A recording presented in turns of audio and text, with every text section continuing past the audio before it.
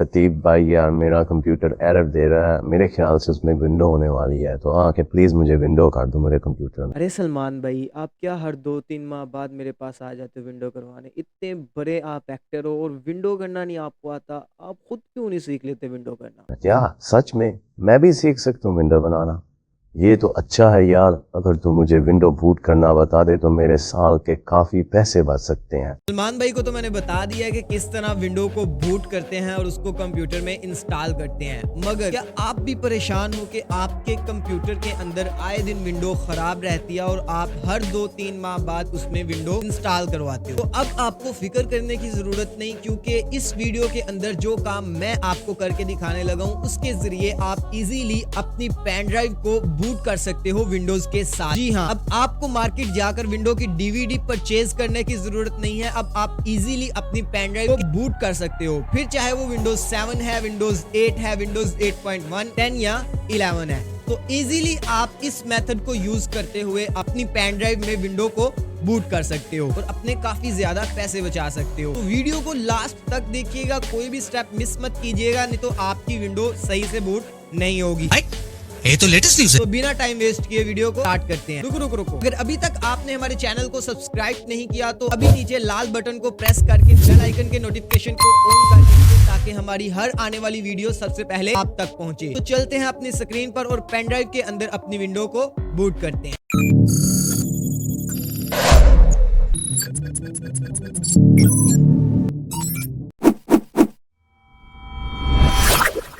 यहाँ पे सबसे पहले मैं आपको बता दूं कि अगर आपने अपनी पेन ड्राइव को बूट करना है विंडोज के साथ तो आपको 2 पीस ऑफ सॉफ्टवेयर की जरूरत है। उनमें सबसे पहला जो सॉफ्टवेयर है वो है रूफस। तो यहाँ पे हमने हमारे कंप्यूटर के अंदर क्रोम को ओपन कर लिया और यहाँ पे मैं सिंपल टाइप करूंगा रूफस, RUFUS। ठीक है, आपने स्पेलिंग मिस्टेक नहीं करनी, अगर ना आपके सामने वो वेबसाइट नहीं आएगी। तो सिंपल यहाँ पे आपने रूफस टाइप करना है और यहाँ से आपने एंटर कर देना है। तो यहाँ पे सबसे पहली ही वेबसाइट है rufus.ie की। ठीक है, इस पे आपने क्लिक करके इसे ओपन कर लेना है। अब जैसे ही आप यहाँ पे लिंक पे क्लिक करोगे तो आपके सामने कुछ इस तरह का इंटरफेस आएगा। ठीक है, यहाँ पे इसका जो लोगो है वो कुछ इस तरह का है और आपको यहाँ पे एक इमेज नजर आ रही है। इस रूफस सॉफ्टवेयर को जब आप ओपन करोगे तब आपको कुछ इस तरह का रूफस का इंटरफेस मिलता है। ठीक है, अब यहाँ पे आपने क्या करना है, यहाँ से आपने माउस के व्हील को स्क्रॉल करना है और यहाँ पे आपको रूफस के लेटेस्ट वर्जन मिल जाएंगे। यहाँ पे आपने सिंपल अपने कंप्यूटर के मुताबिक आपने सॉफ्टवेयर जो है उसे डाउनलोड कर लेना है। यहाँ पे आप 32 बिट का भी है, 64 बिट का है। एक बात मैं यहाँ पे आपको बता दूं, अगर आप यहाँ से 32 बिट का वर्जन यूज करते हो तो आपकी जो विंडो 32 बिट वाली है सिर्फ उसी के अंदर आपका रूफस ऑन होगा। ठीक है, आपकी 64 बिट वाली विंडो के अंदर नहीं होगा। तो यहाँ पे आपको लास्ट पे देखो एक ARM 64 बिट का भी वर्जन मिल रहा है। बेसिकली विंडो के अंदर अगर आपका ARM प्रोसेसर है तो यहाँ से आपने इस वर्जन को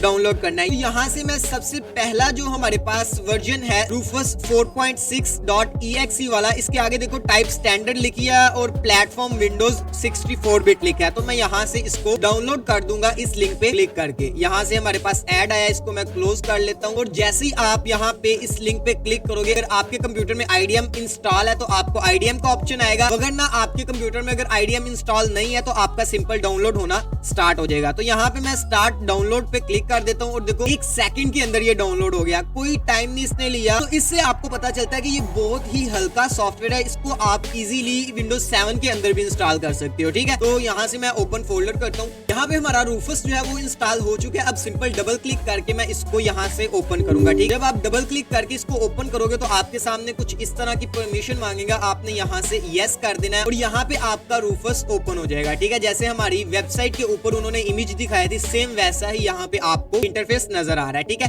अब सबसे पहले आपको यहाँ पे मिलता है डिवाइस। अब डिवाइस क्या है, यहाँ पे आपने वो डिवाइस सिलेक्ट करनी है जिसके अंदर आप विंडो को बूट करना चाहते हो। वो USB हो सकती है, वो DVD हो सकती है एंड अदर जितनी भी डिवाइसेस हैं जिसके अंदर आपने बूट करनी है विंडो, उसको आपने यहाँ पे सिलेक्ट करना है। अब सिलेक्ट कैसे करेंगे, सिंपल आपके पास अगर USB है, पेन ड्राइव है, तो आप अपने कंप्यूटर की पोर्ट के अंदर उसको अटैच करोगे और यहाँ पे आपको ऑप्शन दे देगा। ठीक है, अगर आपके कंप्यूटर के अंदर 2-3 डिवाइसेस हैं, मिसाल के तौर पे आपके कंप्यूटर के अंदर DVD भी लगी हुई है और पेन ड्राइव भी लगी हुई है। अब यहाँ से आपने पेन ड्राइव को सिलेक्ट करना है, तो आप यहाँ पे क्लिक करोगे, यहाँ पे आपको डीवीडी और पेन ड्राइव की ऑप्शन नजर आ जाएगी, जिसको आपने सिलेक्ट करना है, जिसके अंदर आपने बूट करना है उसको आप यहाँ पे क्लिक करके सिलेक्ट कर लोगे। क्योंकि मेरे कंप्यूटर के अंदर फिल वक्त सिर्फ पेन ड्राइव ही लगी हुई है, तो यहाँ से उसने ऑटोमेटिक ही पेन ड्राइव को सिलेक्ट कर लिया। अब यहाँ पे आप बोलोगे कि सर विंडोज 10 यहाँ पे नाम क्यों शो हो रहा है? तो बेसिकली मैंने पहले भी अपनी पेन ड्राइव के अंदर विंडोज 10 को बूट किया, इसलिए यहाँ पे विंडोज 10 का नाम आपको शो हो रहा है। ठीक है, एक बात और मैं यहाँ पे आपको बता दूं, यहाँ पे 32 GB की मैंने पेन ड्राइव अटैच की है, तो यहाँ पे आपको 32 GB की USB नहीं चाहिए विंडोज को बूट करने के लिए। आपके पास कम से कम भी जो USB है वो 8 GB की होनी चाहिए और ज्यादा से ज्यादा 16 GB की USB हो। 16 GB की USB के अंदर आपकी हर वर्जन की विंडो बूट हो जाएगी। ठीक है, यहाँ पे हमने अपनी पेन ड्राइव को अटैच कर लिया है। अब सेकंड चीज यहाँ पे देखो, आपने सिलेक्ट पे क्लिक करना है। अब सिलेक्ट पे आप कब क्लिक करोगे? जब आपके कंप्यूटर के अंदर ISO फाइल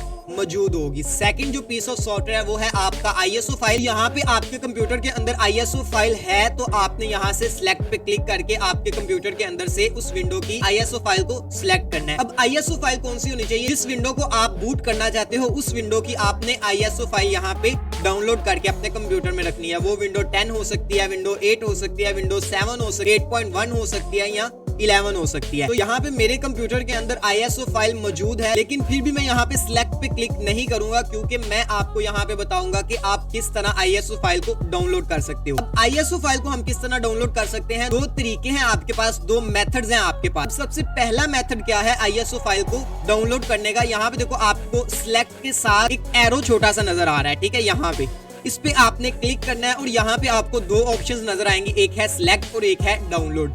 अब यहाँ पे आपने, क्योंकि हमने डाउनलोड करनी है ISO फाइल, तो मैं सिंपल यहाँ पे डाउनलोड पे आपने क्लिक करना है और यहाँ पे आपको सिलेक्ट की जगह डाउनलोड का ऑप्शन नजर आ जाएगा। सिंपल यहाँ पे आपने डाउनलोड पे करना है क्लिक। जैसे ही आप यहाँ पे डाउनलोड पे क्लिक करोगे, यहाँ पे आपके सामने कुछ इस तरह की विंडो ओपन होगी। यहाँ पे सबसे पहले आपसे पूछ रहा है वर्जन्स के, किस वर्जन की विंडो आपको चाहिए। अगर आप यहाँ पे क्लिक करते हो तो यहाँ पे आपको विंडोज के वर्जन्स नजर आएंगे जो यहाँ पे रूफस के अंदर मौजूद है। आपको यहाँ पे सिर्फ विंडोज 10 और विंडोज 11 का ऑप्शन नजर आ रहा है। इससे ये पता चलता है कि अभी रूफस के पास सिर्फ विंडोज 10 और विंडोज 11 की ISO फाइल मौजूद है। तो यहाँ पे हमने विंडोज 10 की ISO फाइल को लेना है, तो मैं यहाँ पे विंडोज 10 पे क्लिक करूंगा। ऐसे मैंने क्लिक किया, यहाँ पे देखो विंडोज 10 नजर आ रहा है। ठीक है, अब सिंपल आपने यहाँ से कंटिन्यू करना है। जैसे ही आप कंटिन्यू पे क्लिक करते हो, यहाँ पे आपके सामने रिलीज का ऑप्शन आएगा। इसको आपने, क्योंकि जो आपका लेटेस्ट वर्जन रिलीज हुआ है वो आपको यहाँ पे ऑटोमेटिक ही सिलेक्ट कर देगा। सिंपल यहाँ से आपने कंटिन्यू पे क्लिक कर लेना है। अब जैसे ही आप कंटिन्यू पे क्लिक करोगे, यहाँ पे आपके सामने एडिशन का पूछ रहा है। एडिशन यानी कि आप विंडोज 10 प्रो करना चाहते हो या होम करना चाहते हो या एजुकेशन करना चाहते हो। अब यहाँ पे आपको होम प्रो एजुकेशन नजर आ रहा है। इससे क्या पता चलता है कि इस ISO फाइल के अंदर ये तीनों एडिशंस आपको